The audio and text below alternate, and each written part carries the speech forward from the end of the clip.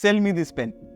ആളുകൾ പൊതുവെ ഇൻ്റർവ്യൂവിൽ ചോദിക്കുന്നതായിട്ട് പറയപ്പെടുന്ന ഒരു ക്വസ്റ്റ്യനാണ് സെൽ മീ ദിസ് പെൻ, പ്രത്യേകിച്ച് സെയിൽസുമായിട്ട് റിലേറ്റ് ചെയ്തിട്ടുള്ള ഇൻ്റർവ്യൂസിൻ്റെ ഉള്ളിൽ. സോ ഈ സെയിൽസ് ഇൻ്റർവ്യൂസിലാണെങ്കിലും അല്ലെങ്കിലും ഈ സെൽ മീ ദിസ് പെന്നിൻ്റെ ഗുട്ടൻസ് എന്താണെന്ന് നമുക്ക് നോക്കണ്ടേ. So sell me this pen എന്ന് പറയുമ്പോൾ പൊതുവേ ഇപ്പോൾ എൻ്റെ മുമ്പിൽ 3 പേനകളുണ്ട്. ചില ആൾക്കാരെന്താ പറയുക, ഈ പേനയാണ് വിൽക്കേണ്ടതെങ്കിൽ സാർ ഇത് വളരെ നല്ല പേനയാണ്, ഇതിൻ്റെ നിറം കണ്ടോ, ഇതിൻ്റെ തുമ്പത്ത് നല്ല രീതിയിലുള്ളൊരു വയലറ്റ് കളർ വരുന്നുണ്ട്, ഇതിൻ്റെ ബോൾട്ട് വളരെ നല്ലതാണ്, ഇതിൻ്റെ പിന്ന് വളരെ നല്ലതാണ്, ഇത് സൂപ്പർ ഗ്രിപ്പാണ്, വളരെ മനോഹരമായ പേനയാണ് എന്ന് പറഞ്ഞ് ഇതിനെക്കുറിച്ച് വർണ്ണിച്ചുകൊണ്ട് ആ സെൽ മീ ദിസ് പെൻ എന്നതിന് ആൻസർ ചെയ്യാൻ നോക്കാറുണ്ട്. ഇത് രസം എന്താണെന്ന് വെച്ച് കഴിഞ്ഞാൽ ചോദിക്കുന്ന പല ആളുകൾക്കും ഈ ക്വസ്റ്റ്യൻ എന്തുകൊണ്ട് ചോദിക്കുന്നു എന്നുള്ളതും അറിയില്ല എന്നുള്ളതാണ് സത്യം. So basically sell me this പെന്നിൻ്റെ ബാക്ക്ഗ്രൗണ്ട് എന്താണെന്ന് വെച്ച് കഴിഞ്ഞാൽ, ഒരു പ്രൊഡക്റ്റ് അതൊരു കസ്റ്റമറിന് കൊടുക്കുന്ന സമയത്ത് എന്തിനാണ് ആ കസ്റ്റമറിന് കൊടുക്കേണ്ടത്, അതല്ലെങ്കിൽ ABC എന്ന 3 പ്രൊഡക്ട്സ് ഉള്ള സമയത്ത് കസ്റ്റമർ എന്തുകൊണ്ട് B എന്ന പ്രൊഡക്റ്റ് ചൂസ് ചെയ്യണം എന്നുള്ളത് മനസ്സിലാക്കുവാനാണ് ബേസിക്കലി ഈ സെൽ മീ ദിസ് പെൻ എന്നുള്ള ടാക്ടിക് യൂസ് ചെയ്യണേ. ഒരു ഉദാഹരണം ഞാൻ പറയാനാണെങ്കിൽ, എനിക്കിപ്പോൾ വിൽക്കേണ്ടത് ഈ ഒരു പെർട്ടിക്കുലർ പെന്നാന്ന് വിചാരിക്കാം. എൻ്റെ മുൻപിൽ വേറെ 2 പേനകളുണ്ട്. ഒന്നിന് ഏകദേശം 10 രൂപയും ഒന്നിന് ഏകദേശം 20 രൂപയും ഒന്നിന് ഏകദേശം 100 രൂപയാണെന്ന് വിചാരിക്കുക. സോ എനിക്ക് വിൽക്കേണ്ടത് ഈ 100 രൂപയുടെ പേനയാണെങ്കിൽ കസ്റ്റമർ വരുന്ന സമയത്ത് he might be asking for A pen, അല്ലേ? സോ ആ സമയത്ത് കസ്റ്റമറിന് ഈ 10 രൂപയുടെ പേന വേണമെങ്കിൽ കൊടുക്കാം, 100 രൂപയുടെ പേന വേണമെങ്കിലും കൊടുക്കാം. പക്ഷേ 100 രൂപയുടെ പേന നമുക്ക് എസ്റ്റാബ്ലിഷ് ചെയ്യണം അല്ലെങ്കിൽ കൊടുക്കണം എന്നുണ്ടെങ്കിൽ നമ്മൾ പറയേണ്ടത് അതിൻ്റെ ഫീച്ചേഴ്സ് അല്ല, പകരം ഒരു പ്യുവർ നീഡ് അനാലിസിസ് ആണ്.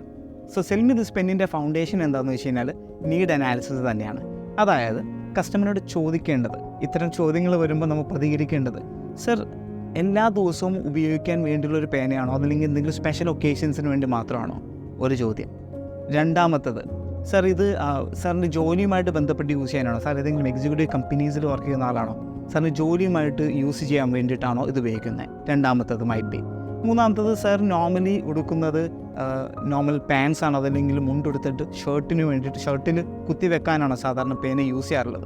സോ ഇതെങ്ങനെയാണ് റെലവൻ്റ് ആവുന്നത് ഇങ്ങനത്തെ ക്വസ്റ്റ്യൻസ്? സോ ഇങ്ങനത്തെ ക്വസ്റ്റ്യൻസ് ചോദിക്കുന്ന സമയത്ത് കസ്റ്റമേഴ്സിൻ്റെ കുറച്ച് ആൻസേഴ്സ് ഉണ്ടാവും. എങ്ങനെയുള്ള ആൻസേഴ്സ് ആയിരിക്കും? ചില ആളുകൾ പറയും അതേ ഞാൻ ഷർട്ടാണ് എടുക്കാറുള്ളത്, പാൻസ് അല്ല, പകരം മുണ്ടാണ് ഉപയോഗിക്കാറുള്ളത്. അതായത് സാറിനപ്പോൾ നല്ല ഭംഗിയുള്ളൊരു പേനയാണ് വേണ്ടത് ആളുകൾ കാണുന്ന രീതിയിൽ. നിങ്ങളൊരു എക്സിക്യൂട്ടീവ് ആണോ എന്ന് ചോദിക്കുന്നതിൻ്റെ ആൻസറിൻ്റെ റെലവൻസ് എന്താണെന്ന് വെച്ച് കഴിഞ്ഞാൽ, സാർ എക്സിക്യൂട്ടീവ് ആണെങ്കിൽ ഉറപ്പായിട്ടും പല സ്ഥലങ്ങളിലും പല ആളുകളെയും സാർ മീറ്റ് ചെയ്യാൻ പോകുന്നുണ്ടാവും.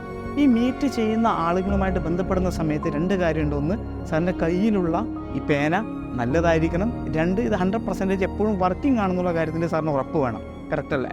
സോ ഇത്തരം ആൻസേഴ്സ് ഈ കസ്റ്റമറുമായിട്ട് നമ്മൾ റിലേറ്റ് ചെയ്യുന്ന സമയത്ത് ഈ ഒരു പേനയുടെ ഈ വില കൂടിയതാണെങ്കിലും ആ പേനയുടെ ഇമ്പോർട്ടൻസ് അവിടെ നമുക്ക് എസ്റ്റാബ്ലിഷ് ചെയ്യാൻ പറ്റും. 2, കസ്റ്റമർ കസ്റ്റമർ പോലും ആലോചിക്കാത്ത രീതിയിലുള്ള കുറച്ച് നീഡ് ജനറേഷൻ എന്നാണ് അതിനെ വിളിക്കുക. നമുക്കവിടെ ജനറേറ്റ് ചെയ്ത് കൊടുക്കാൻ പറ്റും.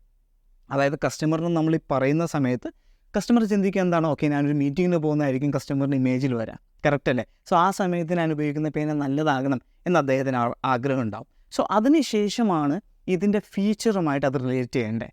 സോ ഫീച്ചേഴ്സുമായിട്ട് എങ്ങനെ റിലേറ്റ് ചെയ്യുക? ഞാൻ ചോദിച്ച ക്വസ്റ്റ്യൻസിനുള്ള ആൻസേഴ്സ് എനിക്ക് കിട്ടി, അത് ഫീച്ചേഴ്സുമായിട്ട് എങ്ങനെ റിലേറ്റ് ചെയ്യുക? സാർ ഇതിൻ്റെ സിൽവർ ടിപ്സ് ഉണ്ടോ? സോ സാറ് ഇവിടെ വെക്കുന്ന സമയത്ത് കറക്റ്റായിട്ട് പെർഫെക്റ്റായിട്ട് ഈ സിൽവർ മാത്രമായിരിക്കും കാണാം, അതൊരു ഭംഗിയായിരിക്കും. സാധാരണ പ്ലാസ്റ്റിക്കിനേക്കാളും അതൊരു ഭംഗിയായിട്ട് തോന്നും. 2, ഇതിൻ്റെ ഉള്ളിലുള്ള മഷിയുടെ ടെമ്പറേച്ചർ ഏത് ടെമ്പറേച്ചർ പുറത്തുണ്ടെങ്കിലും പെർഫെക്റ്റായിട്ട് ഫ്ലോ ചെയ്യുന്ന രീതിയിലാണ് യൂസ് ചെയ്തിരിക്കുന്നത്. അതുകൊണ്ട് തന്നെ സാർ ഇപ്പോൾ ഒരു AC റൂമിൽ ഇരിക്കുകയാണെങ്കിലും പുറത്തുള്ളൊരു എക്സിക്യൂട്ടീവ് മീറ്റിങ്ങിലാണെങ്കിൽ പോലും സാറിന് വളരെ ഈസി ആയിട്ട് വിശ്വസ്തയോടു കൂടി തന്നെ സാറിന് ഈ പേന യൂസ് ചെയ്യാൻ പറ്റും. ഇതൊരു സെൽ മീ ദിസ് പെൻ എന്നുള്ള ആക്ച്വലി ഒരു ടാക്ടിക്. ഇറ്റ്സ് നോട്ട് അബൌട്ട് നിങ്ങൾ എത്രത്തോളം ഈ പ്രൊഡക്റ്റിനെ വർണ്ണിക്കാൻ കഴിയുന്നു എന്നുള്ളതല്ല, നിങ്ങൾക്ക് എത്രത്തോളം നിങ്ങളുടെ കസ്റ്റമേഴ്സിനെ മനസ്സിലാക്കാൻ കഴിയുന്നു എന്നുള്ളതിനാണ് ഇമ്പോർട്ടൻറ്റ്. ഇത് പേനയുടെ കാര്യം. എന്ത് പ്രൊഡക്റ്റ് ആണെങ്കിലും അടുത്ത തവണ നിങ്ങൾ ആലോചിക്കേണ്ടത് how to sell this product. ഈ പ്രൊഡക്റ്റ് ഞാൻ വിൽക്കുന്നത് എന്തിനാണ്, കസ്റ്റമറിന് എന്ത് നീഡിനെയാണ് ഇത് അഡ്രസ്സ് ചെയ്യുന്നത്. അത് പ്രോപ്പറായിട്ട് നിങ്ങൾക്ക് കണ്ടുപിടിക്കാനും അത് കറക്റ്റായിട്ട് നിങ്ങൾക്ക് പിച്ച് ചെയ്യാനും പറ്റുന്നുണ്ടെങ്കിൽ എന്ത് വിലയുള്ള സാധനം ആയിക്കോട്ടെ, കോമ്പറ്റീഷൻ എന്തോ ആയിക്കോട്ടെ, നിങ്ങൾക്കത് വിൽക്കാൻ പറ്റും. സോ നെക്സ്റ്റ് ടൈം ഇൻ്റർവ്യൂവിന് പോകുമ്പോഴാണെങ്കിലും നിങ്ങളൊരു കസ്റ്റമറെ കാണുമ്പോഴാണെങ്കിലും ഈ ഒരു മാജിക് എപ്പോഴും ഓർത്ത് വെക്കുക, നീഡ് അനാലിസിസിൻ്റെ മാജിക്. Alright, thank U.